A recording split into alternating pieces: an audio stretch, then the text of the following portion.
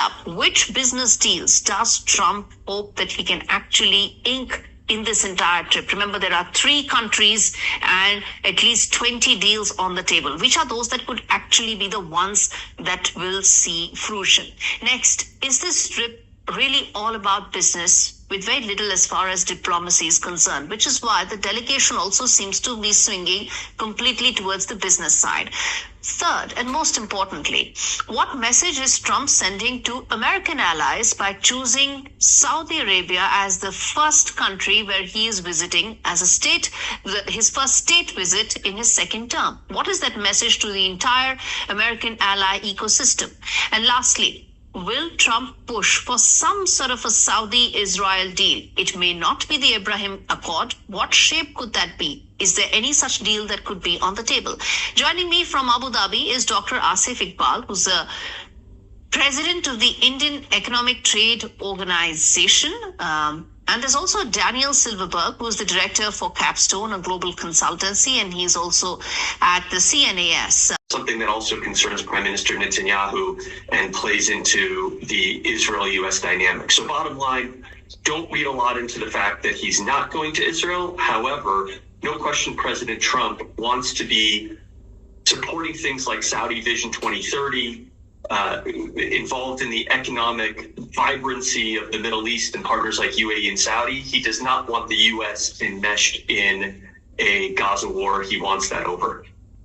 Indeed. Quick closing comments from you, Asif. Yes, I believe that Qatar, which shows the largest U.S. military base in the region with approximately 10,000 U.S. troops, will like to showcase itself, and especially after the 2022 World Cup, their economy has not been doing very well. And the good thing is, a good sign of it was the release of one of the American-Israeli hostage, Eden Alexander, just before Trump took off his flight to Middle East. So that was initiated by Qatar, and I believe that Qatar is playing a very important role when it comes to this particular aspect of playing an important role in this region.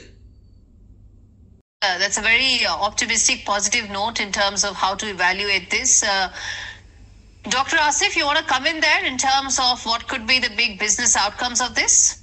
Well, I believe that the outcome of this would be more of a personal, a business, family, a business intersect, which is in this Gulf tour for Trump, considering the fact that, he has left European countries, Canada, Mexico, but he's landing as an official for the first time in the Middle East. And the officials who are accompanying him and the delegation that is accompanying him consists of all the top industrialists and the top people who are into the economic diplomacy and who are playing a very important role. Like, for example, the BlackRock CEO is there, the White House, the crypto czar is there, the Northrop Grumman CEO is there, Lockheed Martin, they are there, and IBM is there. So we have all these people accompanying him, and we also have to see if Saudi Arabia is going to place an order for the F-35s or F-16. So that's something that is remaining.